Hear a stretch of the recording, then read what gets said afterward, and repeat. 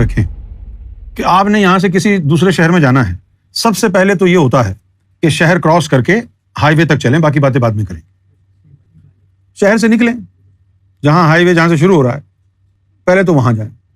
اسی طرح طریقت میں چلنے کے لیے کیا ذہن میں رکھنا چاہیے ٹارگٹ، کہ طریقت کا جو پہلا جز ہے وہ ہے ذکوریت. تو اب آپ نے کیا کرنا ہے، بار بار نہ پوچھیں نا اب کیا ہوگا، اب کیا ہوگا، اب کیا ہوگا، کچھ نہیں ہوگا. ذکوریت کو پورا کریں، اس کے بعد دیکھیں گے بعد میں کیا ہے. ذکوریت کیا ہے؟ تمام لطائف کو، جسوں کو ذکر میں لگانا. ابھی ایک لطیفہ ذکر میں لگا، اب آگے بھی بڑھنا ہے نا. تو ابھی آپ کا اسٹیٹس اگر ذکر قلب چل گیا ہے تو آپ کا اسٹیٹس کیا ہے؟ یہ ذکوریت میں رواں دواں ہے. اسٹیٹس اس طرح پتہ چلتا ہے جب سب کو ذکر میں لگا لیا، اب کوئی لطیفہ، کوئی ظاہر باطن، کوئی قلب و قالب کا کونا اور گوشہ ایسا نہیں رہ گیا جہاں ذکر داخل نہ ہوا ہو، سب ذکر میں کامل ہو گئے. تو اب اس کے بعد باری ہے خشیت کی. تو طریقت میں اسٹیجز اس طرح چینج ہوتے ہیں کہ یہ ذکوریت مکمل کر چکا. یہ نہیں ہوتا کہ ایک لطیفہ چلا ہے، دو چلے ہیں، تین چلے ہیں، نہیں، پوری ذکوریت کا باب چیپٹر پورا ختم کرنا ہے. یہ اسٹیٹس نمبر 1 ہے. اور اسٹیٹس نمبر 2 کیا ہے؟ خشیت. وہ جسوں کو نکالنے کا علم ہے، اس میں قربانی دینے کا علم ہے. قربانی دی جاتی ہے، نفس کی قربانی ہوتی ہے، لطیفہ انا کی قربانی، یہ خشیت ہے. پھر خشیت میں چلتے رہیں گے. اس کے بعد آتی ہے خشیت. خشیت کیا آتی ہے؟ کہ اب جسم تو آرام سے بیٹھ گیا، روح اور لطیفوں کو بھی آرام سے بٹھا دیا.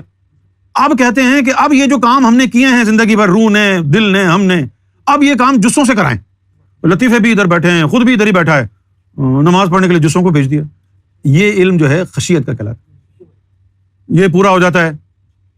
جب یہ پورا ہو جاتا ہے تو اب تیری آنے جانے کی پریکٹس ہو گئی نا، جس سے اوپر نیچے ادھر ادھر ہر عالم میں گھوم پھر کے آ گئے.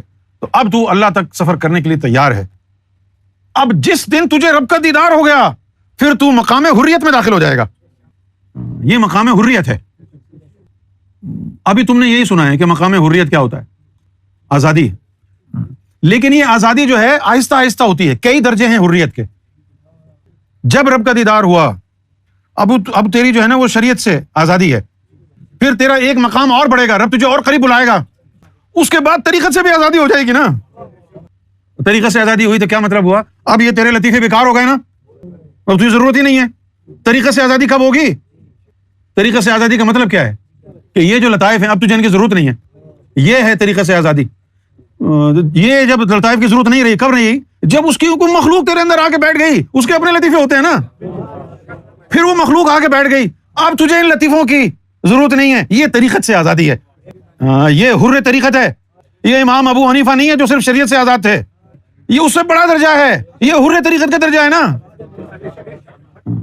پھر وہ جو مخلوق تیرے اندر آنکھ کھول لیتی ہے، وہ جو مخلوق ہے، اس کی جو مخلوق ہے وہ تیرے اندر آنکھ کھول لیتی ہے، آنکھ اس کی جو کھلی تو اب تو حر حقیقت ہو گیا. اب تو اس کا بھی محتاج نہیں کہ دیدار کے لیے نظروں سے آگے پہنچائے. اب تو کیا کرے گا؟ وہ مجھے ہی دیکھ لے نا، نظروں سے پہنچانے کی ضرورت کیا ہے؟ یہ حقیقت سے آزادی ہے. وہ 4 درجے ہیں حریت کے بھی. یہ وہ درجہ ہے جہاں امام مہدی سرکار کو ہرشاہی پہنچا رہے ہیں، جس میں پہلے شریعت سے، طریقت سے، حقیقت سے، معرفت سے آزادی. معرفت سے آزادی ہو جاتی ہے تو پہلا جملہ کیا نکلتا ہے؟ گر تو آیا میرے نشیمن میں، پھر میں کیا اور خدا کیا. یہ معرفت سے حریت ہے. یہ معرفت سے آزادی ہے. معرفت سے آزادی کیا ہوتی ہے؟ کہ اب وہ جو معرفت سے آزاد ہوا اب وہ اس کے قوانین کا پابند نہیں ہے، جس کو جو چاہے عطا کر دے. یہ حریت، یہ حر کامل ہے. اور حر کامل صرف ایک آیا ہے. اس ایک حر کامل کا نام گوہر شاہی ہے.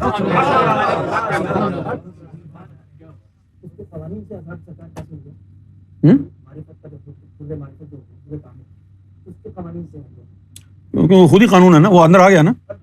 اب جو وہ بولے گا وہی قانون ہے. وہ جو اندر بیٹھ گیا آ کے، اب جو وہ بولے گا تو وہی قانون ہے نا. جو وہ کہے گا وہی قانون ہے. یہ وہی بات ہے نا کہ ایک مقام فقیر پر ایسا بھی آتا ہے، نہ وہ غیر اور نہ اللہ کا محتاج رہتا ہے. تو اس کے بارے میں سرکار نے کیا فرمایا کہ اللہ کا محتاج سے مراد یہ ہے کہ اللہ اس کے اندر آ گیا، محتاجی کیا رہی. اسی طرح قانون کا ہے کہ جب وہ اندر آ گیا، جو وہ بولے گا وہ قانون ہے نا. جو ان کی زبان سے نکلا وہ قانون ہے نا. لیکن یہ سب کے لیے نہیں ہے، صرف ایک حر کامل کی ذات کے لیے، جو اس کی زبان سے، صرف اس کی زبان سے، اس کی کامل زبان سے یا تو صرف باطنی زبان سے بولے یا ظاہر اور باطن دونوں سے بولے، وہ بولے وہ بغیر پردے کے. یہ نہیں کہ کوئی کسی کے اندر فنافی شیخ میں آ کے بولے، نہیں.